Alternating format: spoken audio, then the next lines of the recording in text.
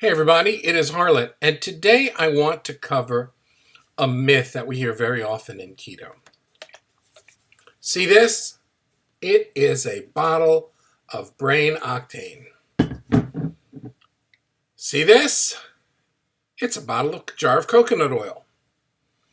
According to the myth, I should be able to open this up, crack the seal, and guzzle it down like it's water. Because fat is good on keto. If a little bit of fat is good on keto, a lot of fat is even better on keto. Plus, just today, I told someone you don't have to worry about an upper limit on fat, having too much fat. So let me correct myself. Let me clarify myself. Let me make things perfectly clear to you. There are a lot of theories, different theories, about how much fat you should have. I've had people tell me that they've been told that they should have as much fat as they have protein. I've been told that people have been told that they should have 2 times the fat to the protein.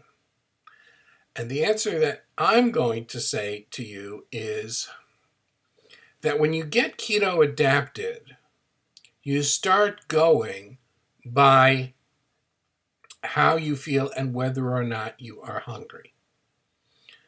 If you're hungry, eat. If you're not hungry, don't eat.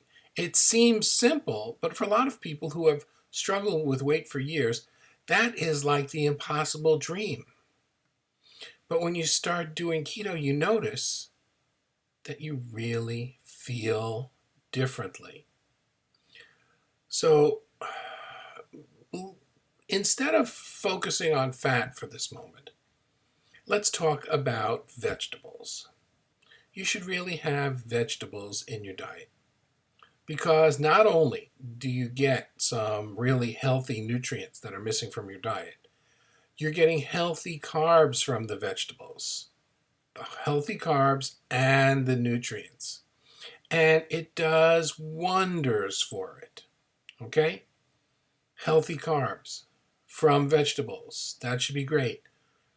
Everything, you may be surprised as I was, has carbs in it. Broccoli has carbs. Cauliflower has carbs. Each egg has essentially 1 carb in it. Basically, if there's something living, it's going to have a carb. It just may be way down on the scale. So, what's the purpose of fat? The purpose of fat is fat turns into sugar at the slowest possible rate. And since your body isn't using it for sugar, it converts it to ketones, and ketones then fuel your body. And your ketones burn up your fat. That's what keto is all about, getting into that state of ketosis where the fat burning happens. Well, what happens if you have too much fat? Well, then there's really not that much need for fat burning. So how do you know what's into fat burning mode? And the way to do that is gradually, the way we've been discussing here. If you add too much fat to your diet, you're going to feel bloated. You're going to have stomach issues. And your body won't be able to digest the fat. Guess where it's going to come out of, okay? A lot of people have problems with keto because they load up on so much fat. It could take 4 to 6 weeks for your body to become keto adapted. So how much fat should you have at every meal? You should, if you are a large person like me, you should have 20 to 40 grams of fat for each meal on the keto diet. If you're a small person, you're slight, or if you're new to eating keto, you want to have about 20 grams of fat a meal. So what exactly are the fats in a typical meal? Well, if you have heavy whipped cream, 1 tablespoon is 5 grams of fat meaning you typically want to have 6 of those a meal if that was your fat. 1 egg has 5.5 grams of fat. You would typically want 3 to 4 eggs at a meal to get your fats in. If you're having beef, 3 ounces of beef has 16 grams of fat, high in fat, especially if it's not a lean beef, it's a fatty cut. You want 3 to 6 ounces of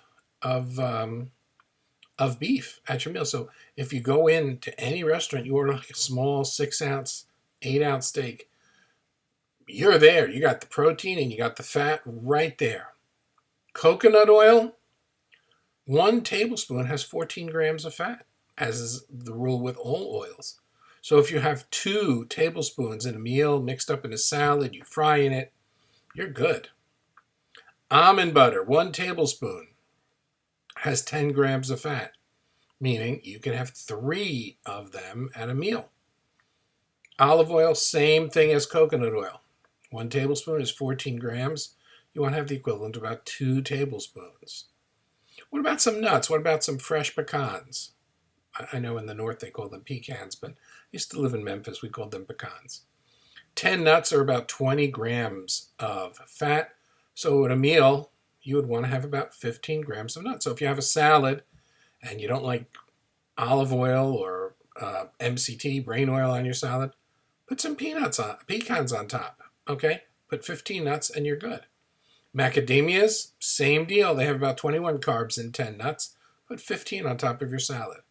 Peanut butter, 1 tablespoon has 8 grams. If you sometimes want to do what I do, and you want to have a tablespoon of peanut butter, if you have 3 or 4 of those tablespoons, you've got enough fat for a meal there. Almonds, 20 to 30 whole almonds is the fats that you would require at a meal. Avocado, 1 whole avocado has 30 grams of fat. Perfect. That's all your fat for the meal. What if you have ice cream? Well, if you make one of my ice creams, 1 cup of that ice cream is going to have about 22 grams of fat. So 1 cup of ice cream. In other words, if you put your ice cream as the dessert, the fat, you've got yourself covered. So when you have fat, what it does is it fills you up. It allows you to go longer without being hungry. It doesn't create insulin spikes, and that's what you want to avoid. So what are some of the things that you can do? Number one, we tell people don't worry about calories, it'll all work out. But if you're really worried, then eat 2 meals a day and work out. Add some working out. But once you fat adapt, you can burn your own body fat as energy, and you can go for a long time using this energy. So what do you do for healthy, fatty meals? Beef, salmon is a healthy fish with lots of fats. Nuts, nut butters, and oil. Dairy, eggs, creams, cheeses, ice cream. Ice cream is like really good for you when you need to get your fats in. Just make sure that you're not sensitive to the sugar alcohols in the ice cream. So let's summarize. Fat is your friend, but that doesn't mean that you can have unlimited fat. That would be a mistake. You don't have to go crazy. If you're counting your macros, you're in good shape.